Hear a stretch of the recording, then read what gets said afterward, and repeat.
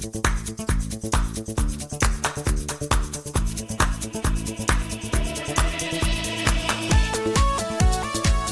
Hello friends, நான் உங்கள் SKA பேசுகிறேன். இன்னைக்கு நீங்கள் எதிர்பாராத மிக முக்கியமான செய்திகள் இந்த வீடியோவில் இருக்கு. நம்பர் 1, இந்தியா தயாரித்துள்ள இன்னொரு ஹைப்பர்சானிக் டார்லிங் அப்படின்னு சொல்லலாம். இது உலக அளவில் இன்னொரு மிகப்பெரிய சாதனை. 2, தன்னுடைய ஆட்சி காலத்தில் இன்னும் இருக்கக்கூடிய வெறும் 45 நாட்களில் எப்படியாவது ஒரு 3ஆம் உலகப் போரை தொடங்கி வைக்க ஆசைப்படும் முயற்சி செய்யும் அமெரிக்க அதிபர் பைடன். தன்னுடைய ஆட்சியில் முதல் முறையாக அமெரிக்காவின் லாங் ரேஞ்ச் ஏவுகணைகளை பயன்படுத்தி உக்ரைனுக்கு ரஷ்யாவின் நாட்டுக்குள் உள்ளே புகுந்து தாக்கலாம் என்று சொல்லும் அளவுக்கு அனுமதி கொடுத்துள்ளார். 3ஆவதான செய்தி, இந்தியாவின் காஷ்மீர் இந்தியாவுக்கு சொந்தமானது இல்லை என்ற போலி பிரச்சாரங்களை செய்து தேச அளவில் பிரிவினையை உருவாக்க தமிழ்நாட்டில் வேலைகளை ஆரம்பித்த மிகப்பெரிய ஒரு குழுவின் 6 நபர்கள் தமிழ்நாட்டில் இந்தியாவின் NIA அமைப்பால் கைது செய்யப்பட்ட விஷயம் உங்களுக்கு பை நவ் தெரிந்திருக்கும். அதை பற்றி தெளிவாக இந்த வீடியோவில் பார்க்கலாம். 4ஆவதாக, மிடில் ஈஸ்டில் நடக்கும் போரில் ஒரு முழு போரையே செய்வதற்கான ரஷ்யா அனுப்பிய ஆயுதங்கள் ஹெசபல்லா, ஹமாஸ் போன்ற தீவிரவாதிகளிடமிருந்து இஸ்ரேலால் கைப்பற்றப்பட்டுள்ளது. ஆனால் அந்த ஆயுதங்கள் அனைத்தையுமே ரஷ்யாவை தாக்க உக்ரைனுக்கு அனுப்ப சொல்லி உக்ரைன் அரசு இஸ்ரேலுக்கு மிகப்பெரிய ஒரு வேண்டுகோளை வைத்துள்ளது. அதற்கு அவர்கள் சொல்லி இருக்கும் காரணம் என்ன, அது நடக்குமா நடக்காதா என்பதற்கான முழு விவாதங்களையும் இந்த வீடியோவில் தெளிவாக பார்க்கலாம். எல்லாமே சூப்பர் செய்திகள். அது மட்டுமல்ல, இஸ்ரேலில் தற்போது நடக்கக்கூடிய மிக முக்கியமான விஷயங்கள் எல்லாமே இந்த வீடியோவில் இருக்கு. அதனால கடைசி வரைக்கும் பாருங்க. ஓகே, இன்று உலகம் முழுவதுமாக உள்ள நாடுகளில் எல்லா நாடுகளாலும் உலகம் போற்றும் அளவுக்கு சக்தி வாய்ந்த ஆயுதங்களை தயாரிக்கவும் முடியாது, வாங்கவும் முடியாது. முக்கியமாக S-400, S-500, patriot, David sling, thought போன்ற ஏவுகணை எதிர்ப்பு அமைப்புகள் வெளிவந்த பிறகும் கூட உலகம் முழுவதுமாக மிலிட்டரி சக்தி அதிகமாக இருக்கக்கூடிய பெரிய பெரிய நாடுகள் ஹைப்பர்சானிக் மற்றும் சூப்பர்சானிக் சேட்டலைட் பேஸ்ட் ஏவுகணைகள் மற்றும் அணு ஆயுத அமைப்புகளை தயாரிப்பதில்தான் அதிகமான கவனம் காட்டுகிறார்கள். அது உங்க எல்லாருக்குமே தெளிவாக தெரியும்.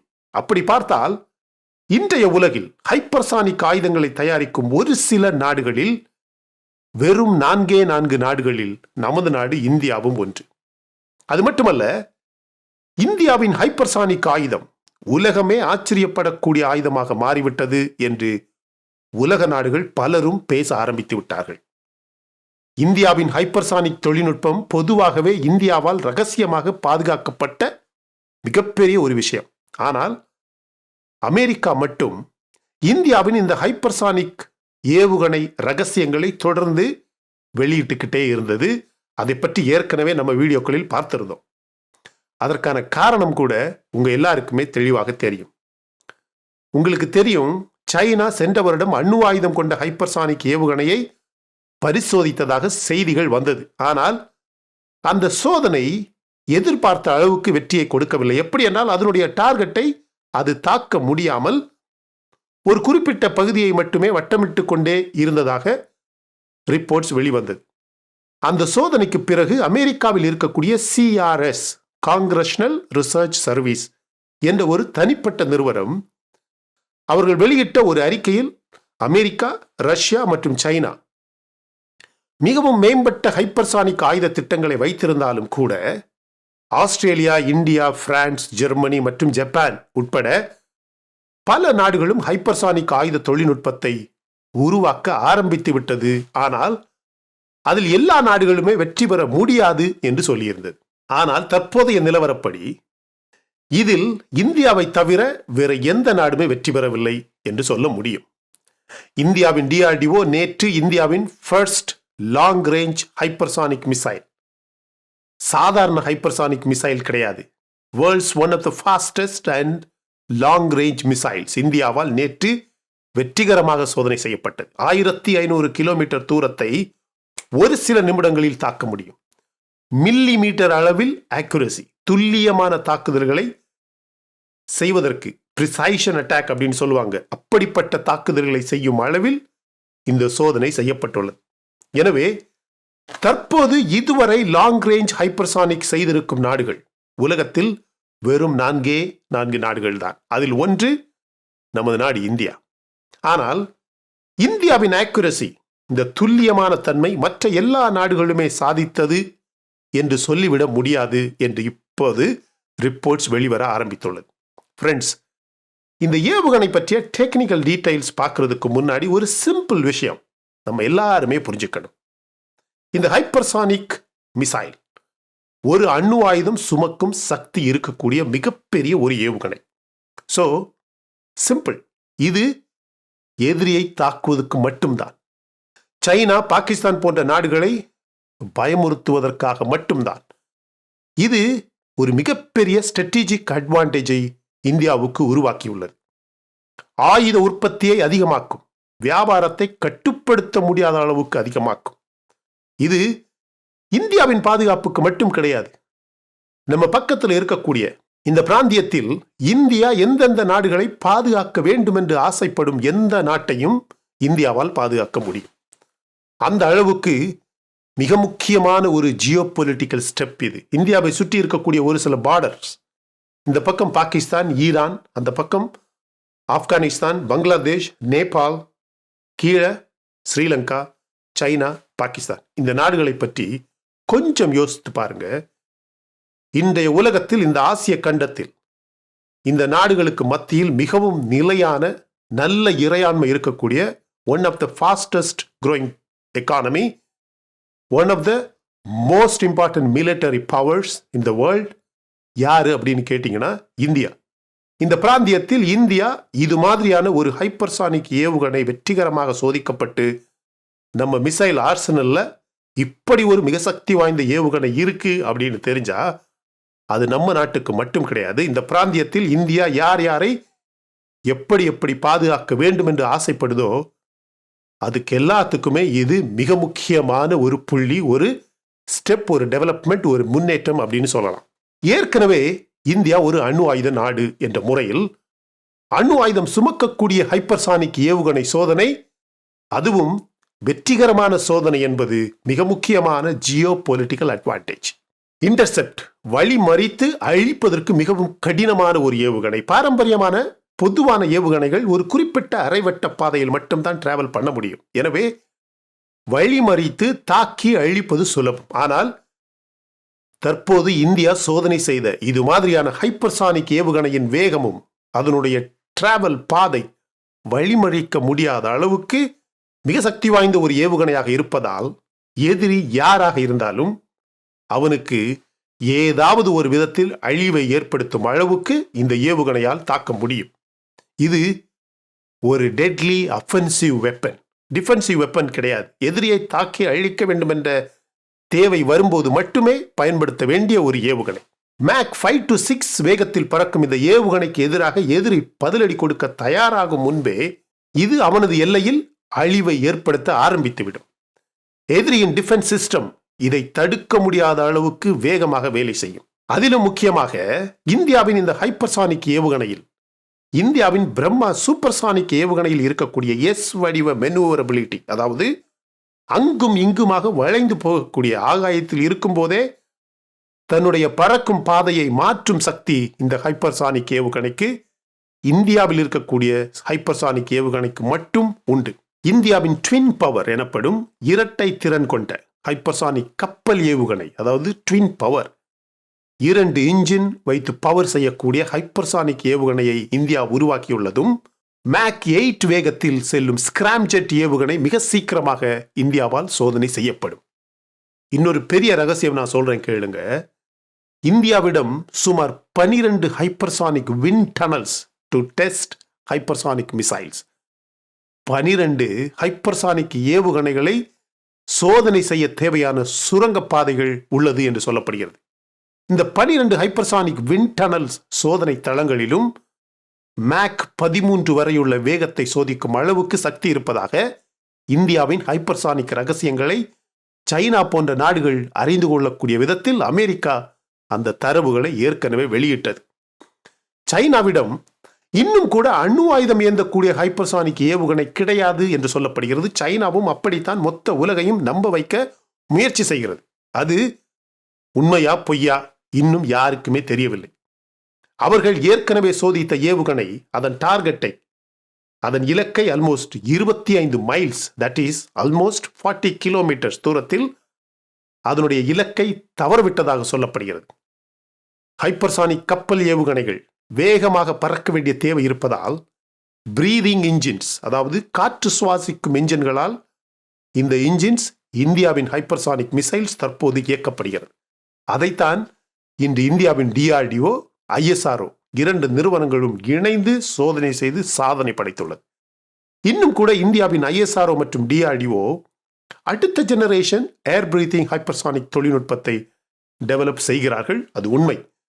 அமெரிக்க பாதுகாப்புத்துறை தற்போது அவர்களிடம் கப்பற்படைக்கு மட்டுமே, நேவிக்கான ஹைப்பர்சானிக் ஆயுதங்களை தயாரித்து ஏற்கனவே தயாராக வைத்திருக்கிறது. இப்போது அவர்கள் பல விமானப்படை, இராணுவம் என எல்லா படைகளிலும் அந்த ஹைப்பர்சானிக் ஏவுகணைகளை இணைக்க திட்டமிட்டுள்ளதாக செய்திகள் வந்துகிட்டே இருக்கு. ஆனால் இந்தியாவை பொறுத்தவரையில் இப்போது தயாராக இருக்கும் ஹைப்பர்சானிக் ஆயுதம் ட்வின் பவர் சக்தி கொண்ட ஸ்கிராம்ஜெட் ஏவுகணை என்பதால் இந்தியாவை அடுத்த ஒரு சில ஆண்டுகளுக்கு ஒரு சில நாடுகளால் முந்தவே முடியாது என்ற ரிப்போர்ட்ஸ் கூட இருக்கு. இப்படிப்பட்ட ஒரு நேரத்தில் இந்தியாவின் AMCA திட்டம் இன்னும் 2 ஆண்டுகளில் முடிவுக்கு வரும் என்று சொல்லப்படுகிறது. 2026ஆம் ஆண்டுக்குள் போர்க்களத்தில் இறங்க AMCA போர் விமானம் தயாராகிறது. ட்ரம்ப் ஆட்சிக்கு வந்திருக்கும் காரணத்தால் அது இன்னும் வேகமாக நடக்கும் என்று நம்பப்படுகிறது. இந்தியாவின் ஹைப்பர்சானிக், AMCA போர் விமானம் இரண்டுமே மிக முக்கியமான ஒரு ஸ்ட்ராட்டஜிக் அட்வான்டேஜ். இதை யாருமே மறுக்க முடியாத மிக முக்கியமான ஒரு உண்மை. Very low radar cross section, superior stealth performance, integration of certain artificial intelligence, ஆயுதங்களை தாக்குவதற்காகவே, அதாவது auto loading and attacking of weapons based on heat seeking results. இதனை செய்வதற்காக வெரி ஸ்பெசிஃபிக் ஆர்டிஃபிஷியல் இன்டெலிஜென்ஸ் இந்த போர் விமானங்களில் சேர்க்கப்பட்டுள்ளது. இதுவரை இல்லாத அளவுக்கு அட்வான்ஸ்டு எலக்ட்ரானிக் வார்ஃபேர் சிஸ்டம் இந்த போர் விமானங்களில் கண்டிப்பாக இருக்கும். இன்டர்னல் வெப்பன் பே இந்த விமானங்களில் இருக்கும். BVR missiles, beyond visual range missiles targeting இந்த போர் விமானத்தில் இருக்கும். Air to air missiles, stand off weapons, nuclear guided bombs இருக்கும்.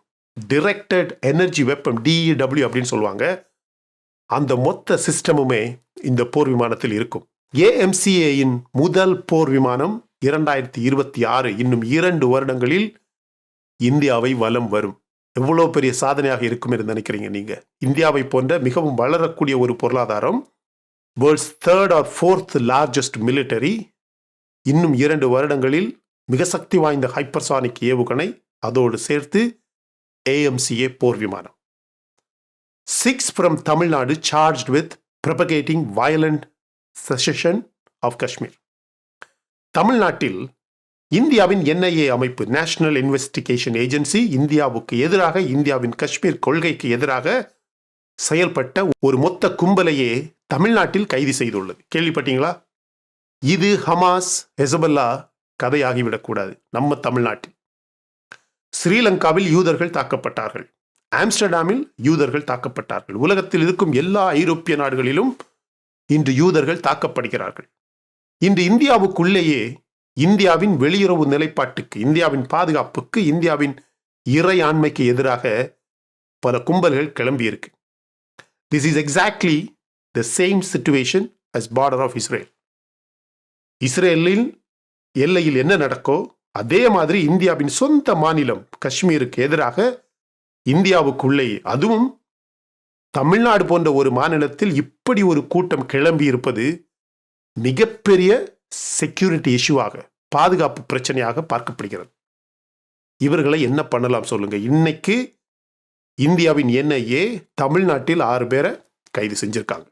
இவங்க எல்லாருமே நம்ம நாட்டில் காஷ்மீர் எல்லையில், நம்ம காஷ்மீர் மாநிலத்திற்கு எதிராக செயல்படக்கூடிய குழு. Ukraine ambassador welcomes proposal to transfer captured Russian made arms to Ukraine.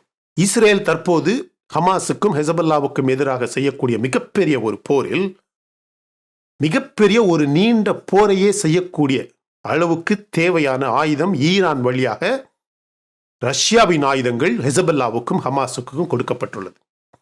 கடந்த ஒரு வருடமாக இஸ்ரேல் செய்த தாக்குதலில், இஸ்ரேல் செய்த போரில், ஹமாஸுக்கும் ஹெசபல்லாவுக்கும் எதிராக செய்த போரில் கேப்சர் பண்ணப்பட்ட ஆயுதங்கள், எடுத்து இஸ்ரேலுக்கு கொண்டு வரப்பட்ட ஆயுதங்கள், அந்த ஆயுதங்களை பயன்படுத்தி ஆல்மோஸ்ட் இன்னொரு நீண்ட போரினை தனது அண்டை நாடுகளில், அதாவது தனது எல்லையில் இருக்கக்கூடிய ஒரு நாடு ஜோர்தான், சவுதி அரேபியா, ஈரான், இது மாதிரியான ஒரு நாட்டுக்கு எதிராக செய்யக்கூடிய அளவுக்கான ஆயுதங்கள், ரஷ்யாவின் ஆயுதங்கள் ஈரான் வழியாக ஹெசபல்லாவுக்கும் ஹமாஸுக்கும் கொடுக்கப்பட்டுள்ளது. இந்த ஆயுதங்கள் தற்போது இஸ்ரேலின் கைப்பிடியில் இருக்கிறது. இப்ப இருக்கக்கூடிய கேள்வி, ரஷ்யன் மேட் ஆர்ம்ஸ் எங்க இருக்கு? இஸ்ரேல் கிட்ட இருக்கு. ஒரு முழு போரை செய்யக்கூடிய ஆயுதம் இருக்கு. உக்ரைன்ஸ் அம்பாசிடர் டு இஸ்ரேல் வந்து சொல்றாரு, இரண்டு பேருமே ஒரே மாதிரியான எதிரியை எதிர்த்து தான் போர் செய்கிறோம். உக்ரைனும் ரஷ்யா மாதிரியான ஒரு தீவிரவாத நாடு அப்படின்னு சொல்றாரு. அது நம்ம ரொம்ப விளக்கமாக பேச வேண்டிய ஒரு விஷயம். ரஷ்யாவும் தீவிரவாதம் செய்யுது, உக்ரைனும் தீவிரவாதத்திற்கு எதிராக தான் போர் செய்யுது, இஸ்ரேலும் தீவிரவாதத்திற்கு எதிராக தான் போர் செய்யுது. அதனால இஸ்ரேல் கேப்சர் பண்ண, தீவிரவாதிகளிடமிருந்து கேப்சர் பண்ண ரஷ்ய ஆயுதங்களை உக்ரைனுக்கு கொடுத்து, அந்த ஆயுதம் யாரால் கொடுக்கப்பட்டதோ அவனையே அழிப்பதற்காக பயன்படுத்தப்பட வேண்டும் அப்படின்னு உக்ரைன்லேருந்து அபிஷியலா இஸ்ரேலுக்கு வேண்டுகோள் கொடுத்திருக்காங்க. இஸ்ரேல் வந்து இந்த ஆயுதத்தை கொடுக்குமா அப்படின்னு கேட்டா அது மிகப்பெரிய ஒரு முக்கியமான கேள்வி. எல்லாருமே இந்த ப்ரப்போசலை வெல்கம் பண்ணாலும் ஸ்டேட் ஆஃப் இஸ்ரேல் இதை அப்ரூவ் பண்ணுமா அப்படின்னு கேட்டிங்கன்னா, அதாவது காசாவில் இருக்கக்கூடிய ஹமாஸ், லெபனானில் இருக்கக்கூடிய ஹெசபல்லா, இவர்களிடம் இருந்து எடுத்த ஈரான் வழியாக கொடுக்கப்பட்ட ரஷ்ய ஆயுதத்தை உக்ரைன் எடுத்து ரஷ்யாவை தாக்கினால், இஸ்ரேல் நேரடியாகவே ரஷ்யாவுக்கு எதிராக உக்ரைனுக்கு ஆதரவாக இந்த போரில் குதித்த மாதிரி ஆயிடும். அப்படி நடந்துச்சுன்னா ரஷ்யா நேரடியாக ஈரானுக்கு ஆதரவாக இந்த போரில் குதிக்கும். அது ஏற்கனவே குதிச்சிருக்கு. ஏன்னா ரஷ்யாவின் எல்லா ஆயுதங்களுமே இன்னைக்கு இஸ்ரேலுக்கு எதிராக ஈரானால் கொடுக்கப்பட்டு ஹெசபல்லா மற்றும் ஹமாஸால பயன்படுத்தப்படுது. எனவே இன்னைக்கு உக்ரைன்ல உள்ளவங்க என்ன சொல்றாங்கன்னா, இது இஸ்ரேலுக்கு ஒரு வேக்கப் கால். என்ன வேக்கப் கால்? ரஷ்யா கண்டிப்பாக நேரடியாகவே இஸ்ரேலுக்கு எதிராக ஒரு போரில் இறங்கி இருக்கு அப்படின்னு இந்த ஆயுதங்களை பார்த்தாலே இஸ்ரேலுக்கு கண்டிப்பாக புரியும். அதனால இஸ்ரேல் வந்து யுக்ரைனுக்கு ஆதரவு கொடுத்து அந்த ஆயுதங்களை எங்களுக்கு தந்து நாங்க ரஷ்யாவை தாக்கக்கூடிய அளவில் நீங்க உதவி செய்யணும் அப்படின்னு கேட்டிருக்கு. இது இஸ்ரேலுடைய ஒவ்வொரு கவர்மெண்ட்டுமே தொடர்ந்து உக்ரைனுக்கு ஆயுதங்கள் கொடுப்பதை ஆல்மோஸ்ட் 2-3 வருடங்களாக மறுத்து வருகிறது. அது உங்களுக்கு தெரியுமா என்னன்னு தெரியல. ரஷ்யா உக்ரைன் போர் தொடங்கி இதுவரைக்கும் உக்ரைனுக்கு இஸ்ரேல் ஆயுதம் கொடுக்க முடியாதுன்னு சொல்லியிருக்கு. ஆனா இப்போ உக்ரைன் என்ன சொல்லுதுன்னா, ரஷ்யாவோட ஆயுதங்கள் உங்ககிட்டயே இருக்கு, தீவிரவாதிகள் ரஷ்யாவுடைய ஆயுதங்களை பயன்படுத்த தயாராக இருந்திருக்காங்க, பயன்படுத்தி இருக்காங்க. அந்த ஆயுதங்களை தான் நீங்க கேப்சர் பண்ணியிருக்கீங்க. At least now you know that Russia is fighting against you through Iran, Hezbollah and Hamas. அப்படின்னா அந்த ஆயுதங்களை நீங்க எங்களுக்கு கொடுத்தீங்கன்னா நாங்க ரஷ்யாவை தாக்க முடியும் அப்படின்னு இஸ்ரேல் கிட்ட கேட்டிருக்கு. ஆனா இஸ்ரேல் வந்து இதுவரைக்கும் அதை கொடுக்கல. இப்ப இல்லை, 3 வருடமாகவே உக்ரைனுக்கு இதுவரைக்கும் இஸ்ரேல் ஆயுதம் கொடுக்கல. ஃப்ரெண்ட்ஸ், இந்தியா மாதிரியான ஒரு ஸ்டாண்ட் எதுக்கு இஸ்ரேலுக்கு? ரஷ்யா அப்படின்னு வரும்போது யாருக்குமே ஆதரவு கிடையாது. அதுதான் இஸ்ரேலுடைய ஒரு ஸ்டாண்ட். தீவிரவாதத்தை எதிர்க்கக்கூடிய எந்த நாடாக இருந்தாலும் இப்படிப்பட்ட ஒரு ஸ்டாண்டு தான் எடுப்பாங்க. ஏன்னா ரஷ்யா தற்போதைய சூழ்நிலையில் ஈரானுக்கு கொடுக்கக்கூடிய ஆதரவு completely a different story my dear friends. Okay, unsealing secret Hamas papers on Iran support. Israel மக்கள், இஸ்ரேல் அரசு, இஸ்ரேல் இராணுவம் இதுவரை இந்த போர் தொடங்கி இதுவரை இல்லாத அளவுக்கு மிக முக்கியமான ஒரு டாக்குமெண்ட்டை ஹமாஸ்கிட்டேருந்து இவங்க எடுத்திருக்காங்க மை ஃப்ரெண்ட்ஸ். அந்த டாக்குமெண்ட்ல ரொம்பவும் கிளியராக இருக்கு, ஈரான் எப்படியெல்லாம் ஹமாஸ் கிட்ட இந்த போரை செய்யணும்னு சொல்லியிருக்கு, ஹெசபல்லா கிட்ட இந்த போரை எப்படியெல்லாம் செய்யணும்னு சொல்லியிருக்கு. அக்டோபர் 7ஆம் தேதி தாக்குதலை எப்படியெல்லாம் எங்கெங்கெல்லாம் போய் எந்தெந்த ஆயுதங்கள் பயன்படுத்தி தாக்கணும், ஹாஸ்டேஜஸை தூக்கி எங்கே கொண்டு போகணும், அங்கிருந்து எங்கெங்கே வேற வேற இடங்களுக்கு கொண்டு போகணும், ஏன் இந்த அட்டாக்கை பண்ணணும் அப்படின்னு ஈரான் ரெடி பண்ண ஒரு டாக்குமெண்ட் ஹமாஸ் கிட்டேருந்து இஸ்ரேல் இன்னைக்கு பிடிச்சிருக்காங்க, கைப்பற்றியிருக்காங்க. அந்த டாக்குமெண்ட்டை பயன்படுத்தி அமெரிக்காவில் இருக்கக்கூடிய எல்லா மக்களுமே, இந்த போரால் பாதிக்கப்பட்ட எல்லா மக்களுமே தெஹ்ரான் ஈரானுக்கு எதிராக அமெரிக்கா கோர்ட்ல இன்னைக்கு ஒரு பெரிய கேஸ் ஃபைல் பண்ணியிருக்கிறாங்க. இது மிகப்பெரிய ஒரு சிக்கலாக பார்க்கப்படுகிறது. ட்ரம்ப் வர்றதுக்கு ஒரு மாதத்துக்கு முன்னாடி இப்படி ஒரு பெரிய விஷயம் நடந்திருப்பது மிகப்பெரிய ஒரு ஆபத்தாக ஈரானுக்கு பார்க்கப்படுகிறது. கமீனியை பற்றி அதிகமான செய்திகள் வருது. அவர் கோமால இருப்பதாகவும், உடம்பு சரியில்லாமல் இருப்பதாகவும், இறந்து போனதாகவும், அவருடைய உடல் அந்த பொம்மைகளையும் அந்த அவருடைய படங்களையும் பெரிய பெரிய பிளக்கார்ட்ஸ், பெரிய பெரிய பேனர்ஸ் எல்லாம் ஈரானுக்குள்ளேயே எரித்ததாக வீடியோக்களும் ஃபோட்டோக்களும் வெளிவருது. என்ன கேட்டிங்கன்னா இது கம்ப்ளீட்லி ப்ரோ இஸ்ரேல், இஸ்ரேலுக்கு ஆதரவான ஊடகங்கள் வேணும்னே இதுவரைக்கும் எழுப்பக்கூடிய ஒரு சில செய்திகள் அப்படின்னு நம்ம இப்போதைக்கு நம்பி இருக்கலாம். My dear friends, incoming majority leader says Senate will sanction ICC unless case against Israel is dropped. பிரச்சனை ஆரம்பிச்சிருச்சா? வரப்போகிற அமெரிக்காவில் வரப்போகிற அரசாங்கம், ட்ரம்புடைய அரசாங்கத்தில் இருக்கக்கூடிய மெஜாரிட்டியான செனேட் லீடர் சொல்லியிருக்கிறாரு, இந்த இன்டர்நேஷனல் கிரிமினல் கோர்ட் வந்து இஸ்ரேலுக்கு எதிராக, நெத்தன்யாவுக்கு எதிராக, கேலண்டுக்கு எதிராக ஒரு கேஸ் ஃபைல் பண்ணியிருக்காங்க பார்த்தீங்களா? அந்த கேஸை வந்து உடனடியாக கைவிடலைன்னா மொத்த இன்டர்நேஷனல் கிரிமினல் கோர்ட்டையே நாங்கள் சாங்ஷன் பண்ணுவோம் அப்படின்னு ட்ரம்ப்புடைய அரசாங்கம், ட்ரம்ப்புடைய செனேட் மொத்தமாக பேசியிருக்காங்க, செய்தி வெளியிட்டிருக்காங்க. Stands on ending war must soften for hostage deal, security chief set to tell PM. இஸ்ரேலில் மிக முக்கியமான ஒரு டெவலப்மெண்ட். எல்லா செக்யூரிட்டி சீஃப்மே, அலேவி, மொசாடோட தலைவர், ஷின்பேட்டோட தலைவர் 3 பேருமே பிரைம் மினிஸ்டர் கிட்ட இப்படியே போரை செஞ்சுக்கிட்டு இருந்தோம்னா கண்டிப்பாக காப்பாற்ற முடியாது, ஏதாவது ஒரு சில விஷயங்களை நம்ம விட்டு கொடுத்து இந்த போரை நிறுத்தினா மட்டும்தான் ஹாஸ்டேஜஸை இனிமே பாதுகாக்க முடியும் அப்படின்னு சொல்லியிருக்கிறாங்க. Hezbollah media chief killed in IDF strike on central Beirut. இவன் யார் தெரியுமா? ஒரு மாதத்துக்கு முன்னாடி நான் ஒரு வீடியோவில் சொல்லியிருந்தேன், இஸ்ரேலுடைய ஏர்கிராஃப்ட் மேலே பறந்துக்கிட்டு இருக்கும்போது ஹெசபல்லாவுடைய ஒரு மீடியா ஹெட் வந்து கீழே உட்காந்து பேசிக்கிட்டு இருந்தவன் ஏர்கிராஃப்ட் வந்ததுமே பயந்து எல்லாத்தையும் தூக்கிட்டு ஓடுனா அப்படின்னு ஒரு வீடியோவில் சொல்லியிருந்தேன், ஞாபகம் இருக்கா? அவனை கடைசியாக இன்னைக்கு கொண்டுட்டாங்க மை டியர் ஃப்ரெண்ட்ஸ். வேற வழியே இல்லை, காலி அவன். எப்படித்தான் எவ்வளோ நாள் ஓட முடியும்? இப்போ ஹெசபல்லா, ஹமாஸ் இவனுக்கு புரிஞ்சுக்க வேண்டிய ஒரு விஷயம், எங்கத்தான் ஓடி ஓடி ஓடி ஓடி மறைஞ்சு ஒளிஞ்சு போனாலும் இஸ்ரேல் எப்படியாச்சும் கண்டுபிடிச்சு இவனுங்களை காலி பண்ணிடுது. இதை இவனுங்க நல்லா புரிஞ்சுக்கணும். எவ்வளவு நாள் எங்கத்தான் ஓடுவானுங்க சொல்லுங்க? ஒவ்வொருத்தனுமே எங்கெங்கெல்லாம் ஓடி எவ்வளவு தூரம் ஓடி மறைஞ்சாலும் கடைசியா it's a matter of time. 1 மாதம் 2 மாதத்துக்கு அப்புறமாவோ 3 மாதத்துக்கு அப்புறமாவோ எப்படியாச்சும் ஒரு ஊடகத்தில் ஒரு செய்தியில் அவன் காலி அப்படின்னு ஒரு ரிப்போர்ட் தொடர்ந்து வந்துக்கிட்டே தான் இருக்கு.